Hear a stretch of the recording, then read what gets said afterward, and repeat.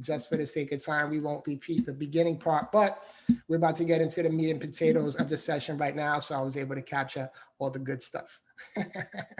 So I had to contradict the things that I was telling myself and the things that I was believing about myself. And I had to disrupt the story, right? I had to disrupt the story that I was telling myself, and I had to create a new one. So just to give you a little bit about myself, I was born and raised in the Bronx, New York. If we have any New Yorkers in the room, I see some thumbs up. That's awesome. Appreciate it. But I was born and raised in the Bronx, New York. I had a great childhood.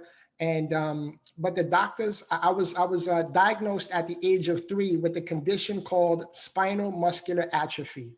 And basically what that does is the older I get, the weaker my muscles get. So you can see I have limited mobility. I can still feel and move everything. I'm not paralyzed. My body is just atrophied. The muscles are just atrophied. And so the doctor said that by the age of 15, I would end up in a wheelchair. They weren't expecting me to live past my teenage years. But I have great news for everybody, because this year, back in February, I celebrated my 44th birthday. And I'm super excited about that. Thank you so much. You could just light up the boom in the comments. And I'm excited about that because they said that they basically gave me a death sentence and said that I wasn't expected to live past my teenage years. So I've surpassed what they said and done more than that. And so I wake up excited. I wake up on fire. I don't need somebody to motivate me. I don't need somebody to push me or inspire me. The fact that I get to wake up every morning and I can breathe on my own, that excites me. And so the doctor said 15 wheelchair, 19 was the cutoff date. And, you know, that's tough as a young boy growing up with that in the back of my mind, right? We're talking about mindset and building that mental toughness, that mental resilience. So I lived a normal childhood. I was able to walk and run and ride bike and roller skate and do all the things that healthy young boys do. But when I got into high school, that's when the shifting started to take place in my body. That's when the mindset really started to kick in, like, oh my goodness, this thing is really kicking in now. Like all those years prior, I would tuck it behind my mind and I didn't want to think about it, but reality was coming to pass. And I had to start to deal with this. And it was tough. I'm a teenager. We all know what high school is like. Some of you teach high schoolers. And that's when we're trying to really find out who we are, what we want to do, what we really want to become in life. And I wasn't concerned with any of that because I wasn't thinking about college. I wasn't thinking about a career. I wasn't thinking about my future. I was in survival mode. I just wanted to live up till 19 and potentially past that, right? So that was what my mindset was. So it was very difficult for me during my high school years because I had, you know, big dreams as well, just like everyone on this call. I had big dreams as well. I had big dreams of the, you know, big house and the fancy cars, right? By show of hands, how many of you have big dreams in the room? Right? We all have those big dreams, and there's nothing wrong with those type of dreams, but as long as our purpose for existing isn't to have those things, right? And so my main dream was wondering if a woman was ever going to love me like this, wondering if I was ever going to be able to have children or own a home or drive a car or work a job. Real quick, what I want to ask everyone to do, and I know this is probably unusual when you do Zooms, but I want to ask everybody, because I know everybody has green screens and stuff, but if you have the camera on or off, I want you to just do me a quick favor. If you feel comfortable, and just stand to your feet real quick. Right where you are, whatever room you're in, just stand to your feet. Thank you. Thank you for participating in this little quick exercise. Cool. Everybody standing up. This is honor system for those that have the screens off. Now you can go ahead and sit down real quick. And I just want you to think for just a brief moment and imagine that you can never get up again. Just let that sink in for a moment. Just sit there and imagine you just stood up and you just sat down. You didn't even think twice about it. Imagine you can never do that again. Imagine not being able to lift your arms above your head to hug your loved ones, or bend over to tie your shoe, or just do the basic life necessities, right? Just basic things. And that's what I was going through at a young age. I didn't end up in a wheelchair until I was 22 years old. So again, I defied the odds. Doctor said 15. I didn't end up in a wheelchair until I was 22. So I'm just kind of building the stage for you guys so you guys can understand how powerful mindset is with our daily living and how do we build that mental toughness. Because let me tell you, when I was younger and I was a teenager and I was going through the storm, and I still go through the storm because I'm still in a wheelchair. Every day that I wake up, I'm still in this wheelchair. But going through the storm helps you to develop perseverance. It helps you to develop endurance. It helps you to develop stamina. It helps you to develop, right, these different things that our mindsets are programmed to do the contrary for. And so, you know, I was having those big dreams of if a woman would love me, if I have a kid, have kids, work a job, drive a car, all of these different things. And through the grace of God, He has given me my beautiful wife. We've been married. We're going to be celebrating our anniversary actually next month of 14 years married. We've been together for 21 years. Yes, she did meet me in a wheelchair. She fell in love with me in a wheelchair. And I like to think it's because I'm a little bit cute, right? And I have a little bit of that New York swag. But the reality is that she fell in love with me for who I am and the way I was. And that was major for me. And not only did He bless me with a beautiful wife, but we have two amazing children together. We have two healthy young boys. They're 20 and 21 years old. But wait, there's more, right? I got to hit you with the infomercial voice, but wait, there's more. Not only did He bless me with a beautiful wife and two amazing children, I love the booms in the chat box. Thank you so much for the love. But I'm an entrepreneur now, we own and run our own business as a speaker. I have 20-year corporate America background. That's where I met my wife 21 years ago in corporate America. We used to work for a timeshare company. And now I'm a full-time entrepreneur, speaker, coach, and trainer. And I don't say those things to impress you, ladies and gentlemen, but I say those things to inspire you and impact you and let you know that dreams are still coming true today.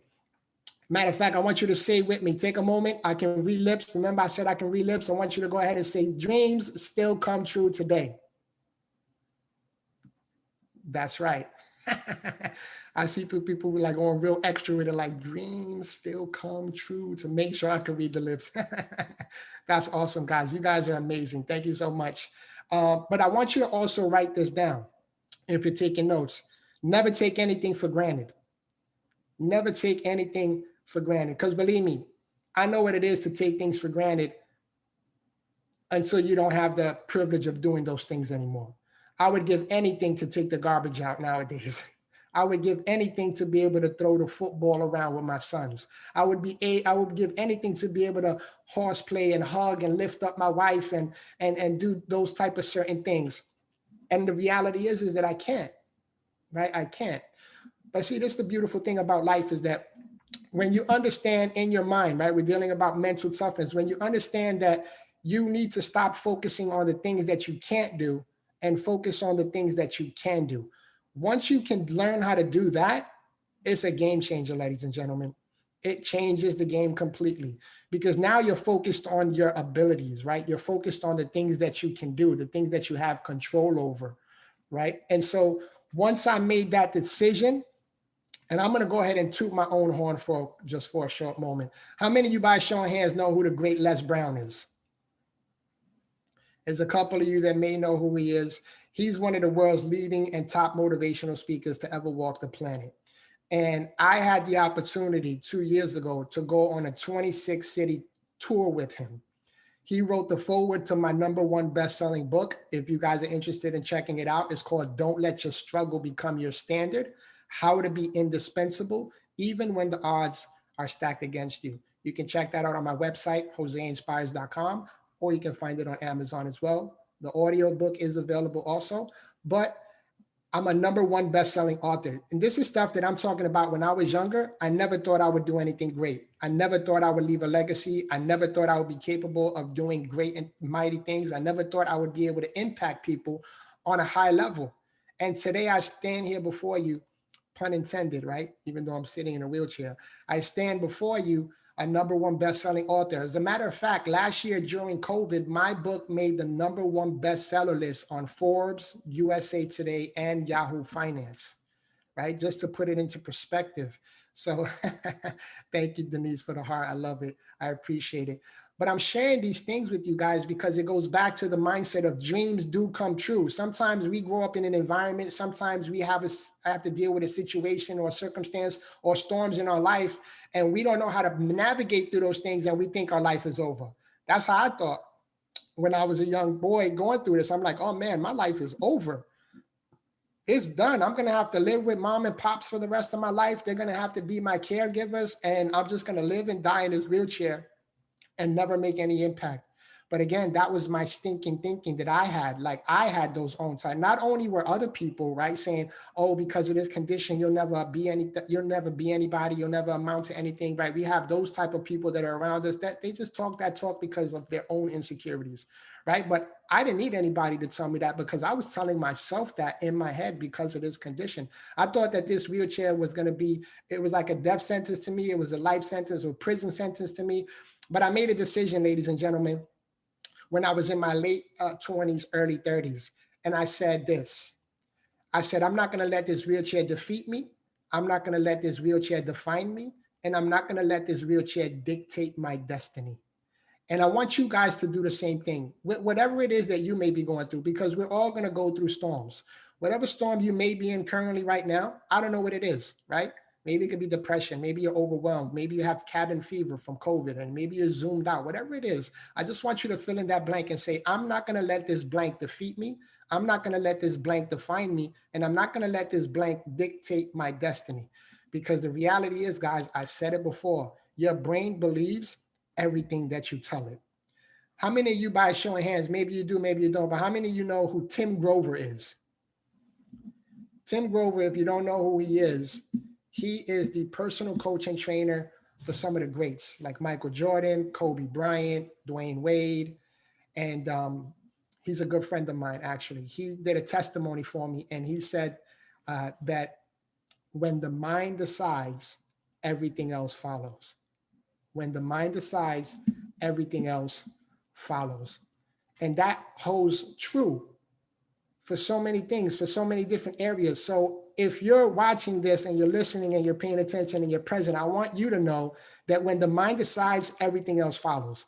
Whatever it is that your goals are, whatever it is that your dreams are, your ambitions are, whatever you're telling yourself at this very moment is going to become your reality. Whether you like it or not, it's going to become your reality. And so I want to just encourage you with that and let you guys know that. And not only have I been doing an amazing thing with the books and speaking, but I actually partnered with a private school organization here in Broward County. It's called MLMPI, which stands for My Life, My Power Preparatory Academy. And I partnered with them, and they actually put my name on their Oakland Park school. They have 5 schools. They put my name on their Oakland Park school. So it's actually called Jose Flores' Academy of Inspiration.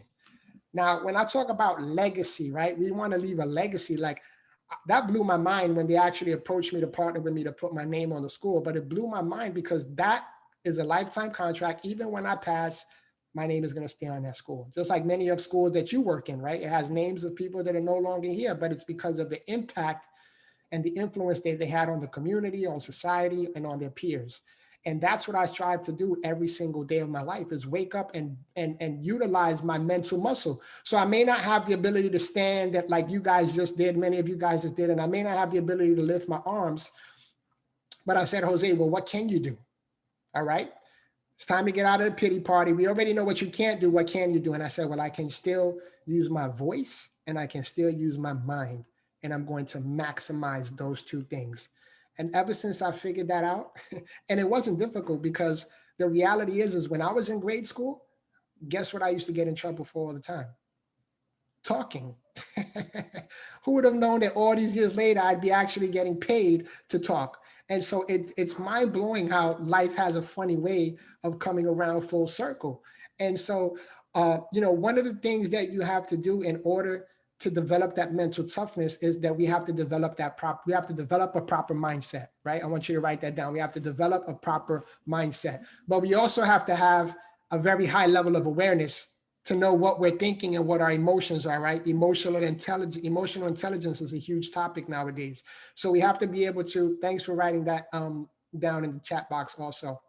Marva, but we have to have the proper mindset, right? We've got to remove our limiting beliefs and our negative self-talk. And it starts right there because we've been programmed to believe a certain type of way. And you know, we've been programmed to believe certain types of things, whether it's from our culture, whether it's from our environment, our neighborhoods, but we've been programmed, right? So we have the ability to reprogram ourselves, right? I was told from a young age, you're not going to make it. You're not going to do anything great. Your body's giving up on you. You don't have the capability. You don't have the skill set, the talent, the gifts. But guess what? I had to reprogram some of that old software and I had to delete it, delete the cache, delete the history, delete it completely out of my mainframe, right? And I had to start to put in new software, new programming, right? That I can do great and amazing things, that I am an influencer and I can impact people, that people are going to respect me for who I am and what I bring to the table. Right. And so we can't control a lot of things, but we can control what we think, what we speak, and what we do. Right. So that's why I commend all of you as educators, because you have a small part in developing what the future looks like. You have a small part in what you want the future to look like by what you do with the students that you're engaging with on a consistent basis. Right. And it doesn't matter about what we've been through. Right, I want you to write this down. It doesn't matter what we've been through. We all have a story. We all been through traumatic situations. We all have our circumstances, our situations. We all have our woe is me stories and moments. But I want you to write this down. What matters is how we get through what we've been through. I want you to write that down. What matters most is how we get through what we've been through. We can't let those pains, those struggles, those adversities, those challenges stop us from living our full life right now. Stop us from living up to our fullest potential. We can't let those things stop us from functioning in our greatness, right? If many of you that raise your hand know Les Brown, he's always like, you have something special. You have greatness in you. And when I heard him say that on YouTube video before I even met him, I felt like he was speaking directly to me. And that changed my life. I can't even begin to tell you, like, I'm living my dream right now. I'm currently living my dream. Even being here with you guys and speaking and being able to share content and information with you guys and value is a dream come true, because we have 68 people on this Zoom session and people were telling me, you're not going to impact anyone. Now, I've spoken on stages of up to 5,000 people with Les Brown in different capacities. And again, I'm not telling you that to impress you, but I'm telling you that when you function in your gifting and you function in your calling and you function in your purpose in life, you are capable of doing great and mighty things that will surpass people's expectations of you. That will surpass people's expectations of you. So how are you handling it, right? How are you responding to it? How are you reacting to it? Right? And when I say it, I'm talking about the challenges in your life, the struggles in your life, the storms in your life. How are you handling it? How are you responding to it? And how are you reacting to it? Because those are the three main components that's going to determine if you end up on top or not, right? How you handle it, how you respond to it, how you react to it. Another way of developing mental toughness is by being prepared. Whitney Young Jr. said it best when he said, it's better to be prepared for an opportunity and not have one than have an opportunity and not be prepared. I'm going to say that again. He said, it's better to be prepared for an opportunity and not have one than have an opportunity and not be prepared. That was Whitney Young Jr. And I love that, because when you are prepared, when you feel prepared, right? And for those of us speakers who are presenting at this very moment, they had to prepare, right? I was preparing. Everyone had to prepare. So when you prepare, what that does to you mentally is it builds confidence. It builds courage. It builds boldness.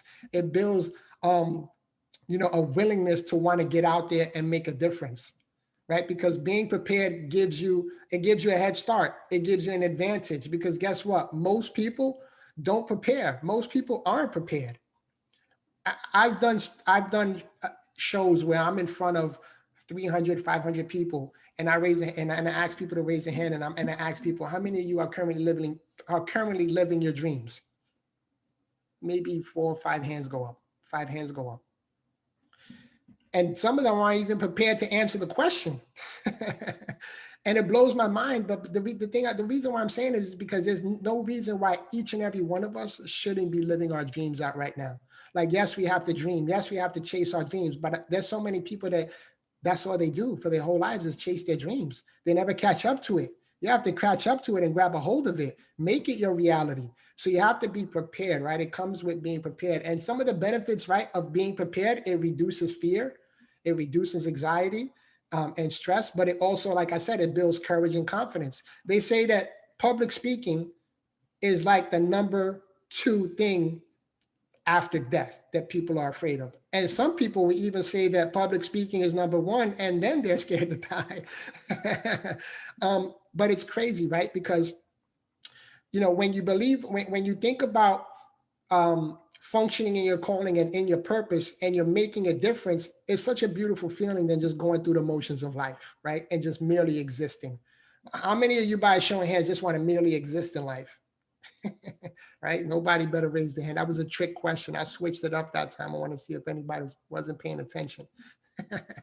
But right, we want to live a life that's fulfilling. We want to live a life that's prosperous. We want to live a life of abundance, and we want to live a life of servanthood, right? Of servant leadership, where we can serve others. Because the reality is that our gifts and our talents and our abilities, it's not for us. All of you educators, you're using your giftings, you're using your knowledge to serve others, right? To serve the students, to serve your peers, your colleagues, your community, right? And at the end of the day, we're serving the future.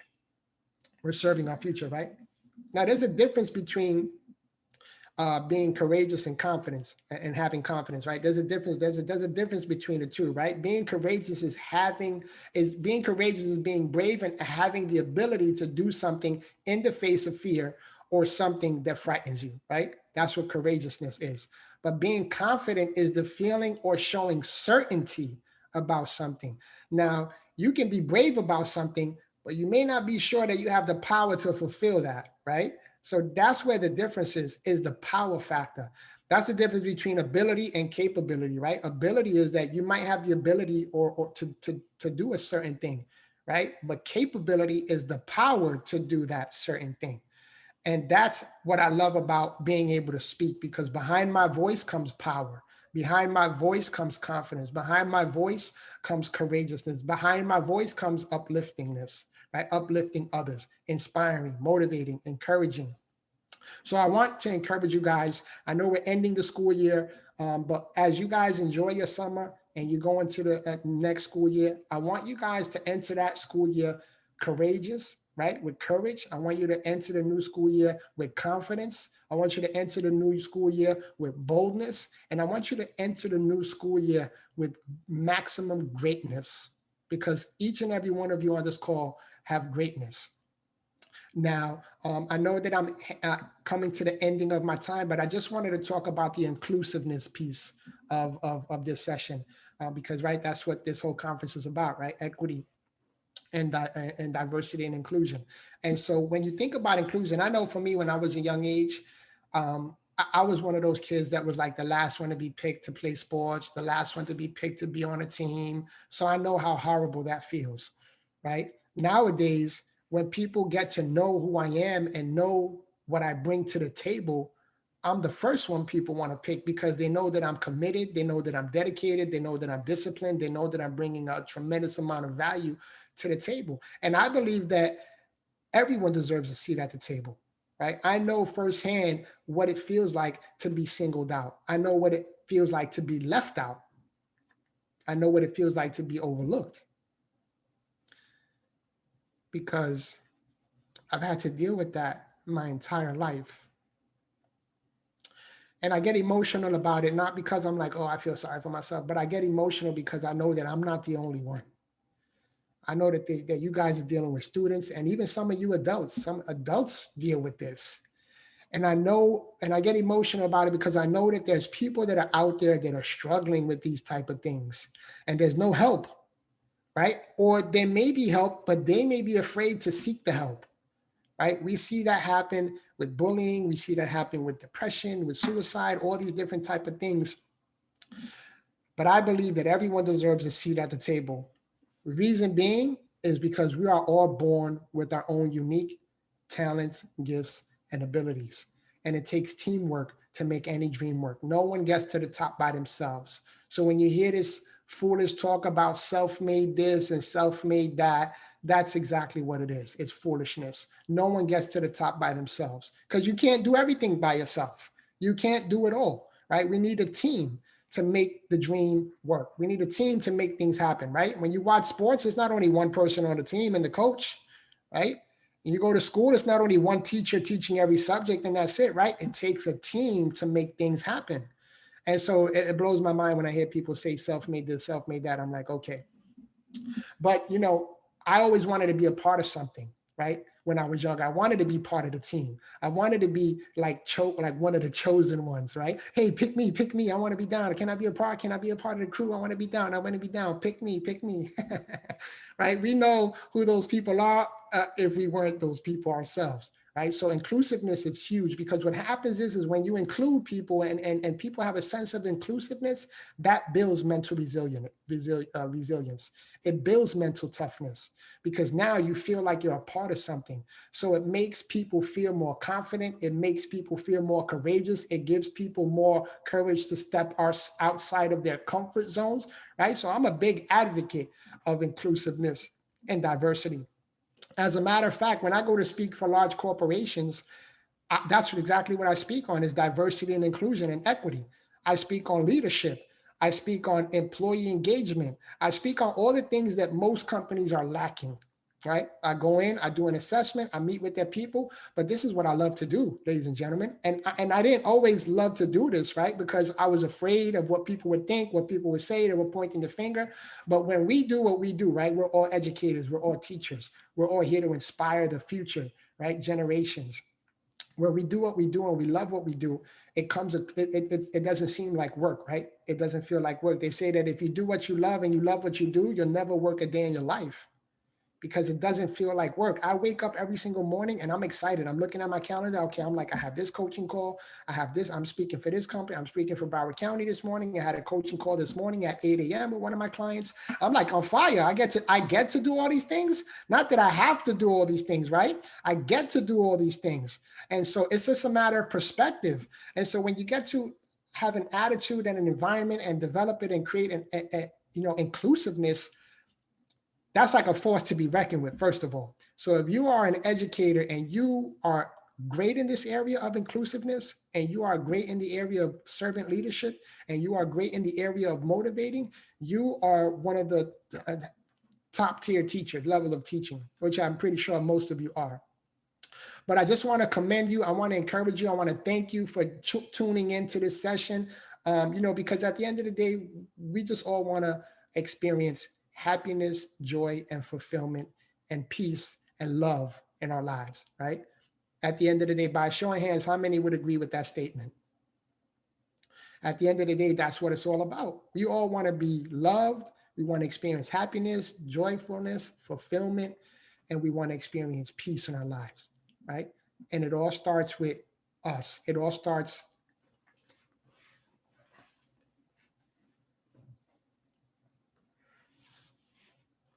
in here. You see the process that I had to go through just to lift my arm up? But it all starts in here. And I want to encourage you to remember that this is a powerful thing. This right here would allow you to do great and mighty things. This right here would allow you to live a life of abundance. This right here will give you the peace that you need in life. This right here will connect you with the right people. This right here would allow you to step outside of your comfort zone. This right here will allow you to change the story that you've been telling yourself for your entire life. And this right here can get you to the top. So ladies and gentlemen, I appreciate you. I thank you so much again. And I want to encourage you guys to follow me on social media. I'm very active on social media. Shazam, boom, Lori said. Outstanding. I love it, Lori. Brilliant. Thank you. But I want you to follow me on social media because listen, like I said, I was born and raised in the Bronx, New York. Where I grew up, there wasn't a lot of mentors. Where I grew up, there wasn't a lot of millionaires. There wasn't even a lot of 100,000 heirs, if that's even a thing, right? But you get my point. And so I didn't have anybody to motivate me, inspire me. It was like we grew up in the hood, we lived in the hood, and that's all we knew was hood, right? And I was fortunate to be one of those to be able to get out, right, and make a difference and make something of myself. And it's our own choice. It's our own decision. It's up to us. If we want it, we got to go and get it. If we want it, we got to reach out and grab it. If we want it, we have to go after it. So it is possible. It is available to us, and we can make things happen.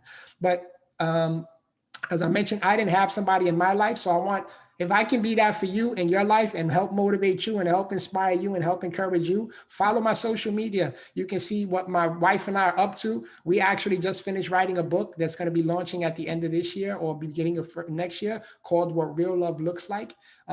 And we talk about all the stuff that we have to go through in marriage and all the different type of things of being parents and all of that. But follow me on social media.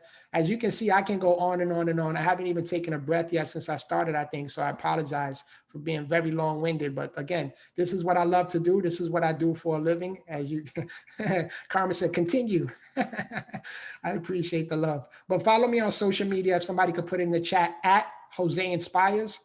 I'm on LinkedIn, Facebook, Instagram, Twitter, TikTok. Well, I'm on all of it, but I'm mostly active on Instagram. And as of late, I've been heavy on LinkedIn as well. And, Facebook been out forever. So I've been on that for a long time also. But I want to be able to encourage you, inspire you on a daily basis. So go ahead and follow me at Jose Inspires. Again, you can visit my website for the digital courses that I have, all the material content that's available, my books, my number one selling book, best-selling book. It's available in English and Spanish. You can find that on my website. But before I leave and I open it up for Q&A, I just want to give everyone a free gift. That's right. How many of you, by showing hands, like free stuff? Right? So I want to give everybody a free gift. It's a copy of my motivational talk on the power of showing up and speak. And since all of you showed up to this session, I want to go ahead. Wow, there's 74 people on right now. I want to go ahead and give a free gift. Somebody could write it in the chat box, or you can write it down as well. I want you to go to freegift.joseinspires.com. That's freegift.joseinspires.com. And you can go ahead and download your free MP3 downloadable version of my talk, The Power of Showing Up. So again, ladies and gentlemen, thank you so much for your time. And also, I'm just going to put this shameless plug in as well. If you guys have any connections with your principals, the people that are in charge, and they want to bring me in the beginning of next school year to speak to the staff or faculty, or you have any what do you call those, pep rallies or anything like that, and you're looking for a speaker and you want to hire me and bring me in, definitely give them my information. I would love to come through and continue to impact Broward County and everywhere else I can. So I'm going to go ahead and end with that by saying thank you. I love you guys. I appreciate you guys. I'll be praying for you guys. And thank you once again. And I'll open it up for some Q&A at this time. I don't know if the moderator's on who can help facilitate that. Yes, I'm here. I'm back. Okay, awesome. So if we have any questions, I'll be happy to answer any questions. I'm an open book. I'm very transparent and authentic, so nothing embarrasses me at this point in life. I mean, I've been through it all. So you guys have any questions, go ahead and fire away. Okay, so we have people that have their hands raised right now. So I'm going to go to Ms. Edna first, and I'm going to ask you to unmute yourself, and then you can ask your question. Awesome. Hi, good morning. What is your inspiration every morning to wake up and have this energy? You know, my inspiration is understanding and knowing that, like I mentioned earlier, that there's people that are out there that are struggling, that are hurting, that look great on the outside, but they're broken on the inside. And I know that because I used to be one of those people. So if I can wake up every day and be that person that I didn't have when I was younger, that's what inspires me. That's what wakes me up on fire and motivated to live my life to the fullest. Great question. Thank you. Thank you. Okay, we have Ms. Brown, and I'm going to ask you to unmute now. Hey, Ms. Brown.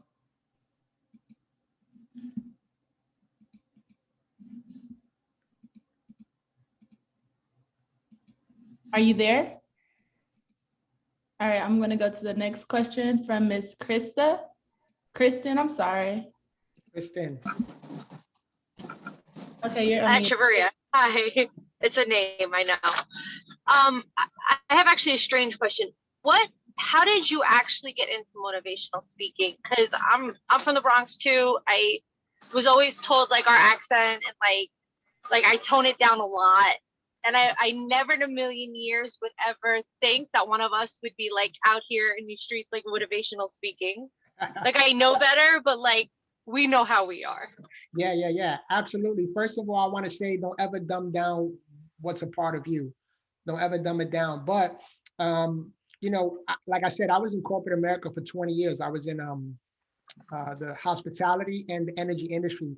But I got to a point where I just wasn't fulfilled anymore. So again, I was like, well, what can I do? I know that there's more that I can be doing out of life. What can I do using, you know, my resources, which is my voice and my mind? So I said, you know what? I'm a good talker, right? New Yorkers were known for having the gift of gab. So let me try to talk and work my way through this life and see what happens. So I just went to Google and I typed in motivational speaking. And I just got so consumed with it.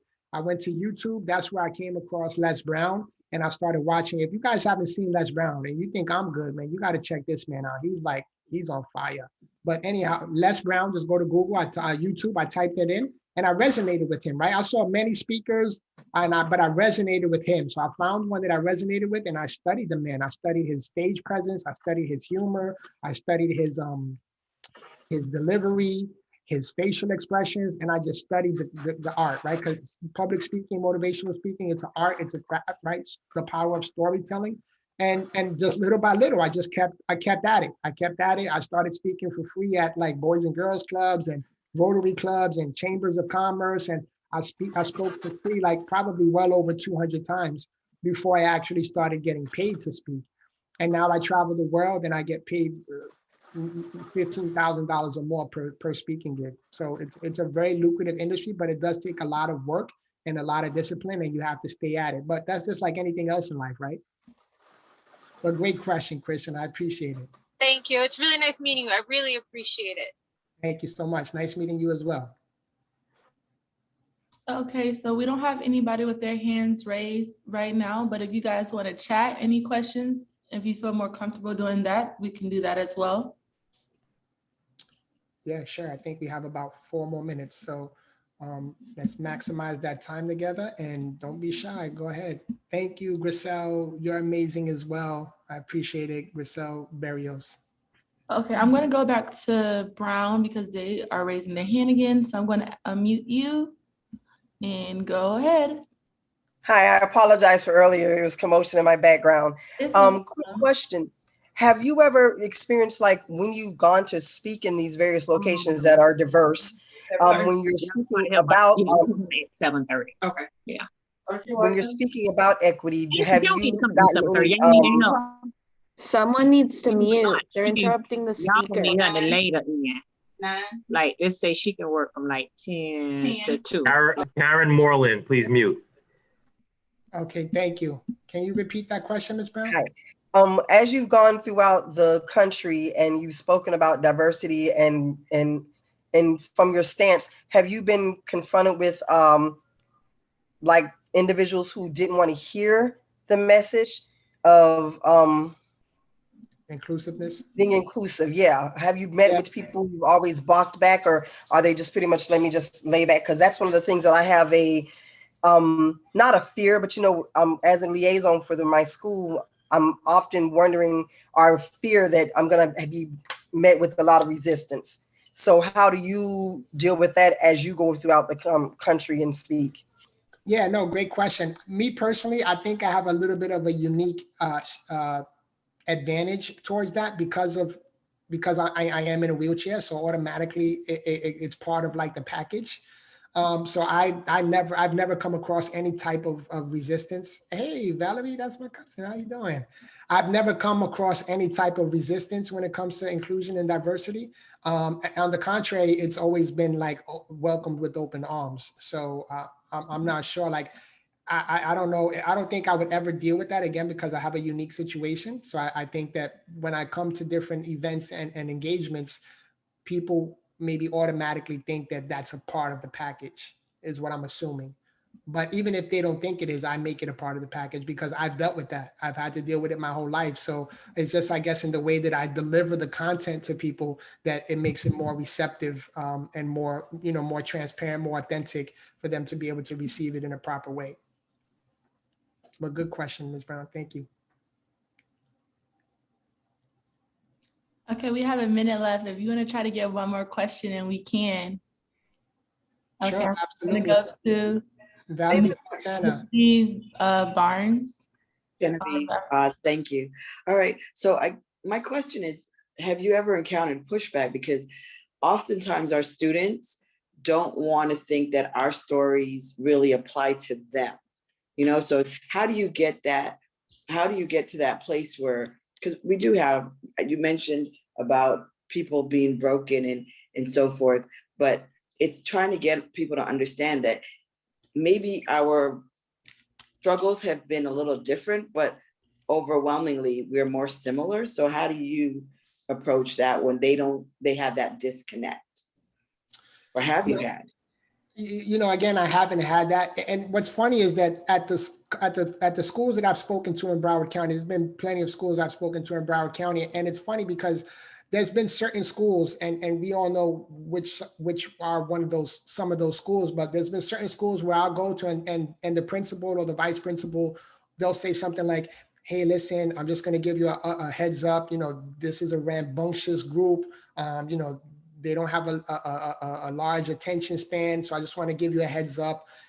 But you know what? Surprisingly, when I come in, and again, I don't want to sound cocky or arrogant, but there's a certain type of energy that I bring into any room that I walk into. And at those schools where those teachers have told that to me, at the end, they were like shocked because the students are tuned in. Everybody's tuned in because you don't see that many people. Let's just be honest. You don't see that many people in wheelchairs that are always smiling real big and very positive and outgoing and present themselves properly. So when I go into a room, there's already curiosity that's burning through everyone's mind. Like, what happened to this dude? How did he get in the wheelchair? What's his story? So people are usually tuned in to find out the why and the how and the when behind my story. But what I would say is that I would love to see school systems all across the world include students sharing their stories and figuring out a way that they can do that without maybe, telling secret stuff or stuff that's hurtful to talk about or painful stuff, but in a way that it's comfortable for everyone, and put a twist on it to where it's being done more so coming from an inspiring and motivating aspect than a demeaning or I'm snitching on somebody or telling on somebody aspect, but make it fun and have them share their stories. Like, tell me your story and tell me your story at whatever comfort level you are at the moment. And doing that will not only help them with public speaking, but it'll help them with sharing their story and maybe even overcoming some of the tragedies and traumas that they've dealt with in their own lives or some of their own stinking thinking. So I hope that answered your question, and I appreciate you asking the question. Okay, we have one more, so I'm gonna let's take it, okay? Because these questions are great. All right, Ms. Valerie. Hello, everyone. I know that we don't have much time, but I just wanted to just love on you and just say thank you so much for being an inspiration to us and just motivating us and being such a great encouragement. Oh, it's my pleasure. Thank you. Shout out Valerie. She's actually my cousin. Appreciate you guys. We grew up together in the Bronx. Our mothers were best friends before we were born. So shout out Valerie. Good seeing you. Tell mommy I say hello and I love her and daddy too, Theo Gasper. But yeah, I appreciate all of you guys. I know we're running out of time. I wish I can do this all day with you guys. But I love you guys. I appreciate you guys, like I said. And if you guys want to share anything with me, you can hit me up on social media or you can email me info@joseinspires.com and share your story with me. I love hearing stories because that gives me fuel and fire to be able to share different stories when I go to different events, whenever they're relevant. So share with me. And again, I appreciate you guys. If there's anything I can do to help serve you, your school or your community or your network, feel free to reach out to me. Thank you so much.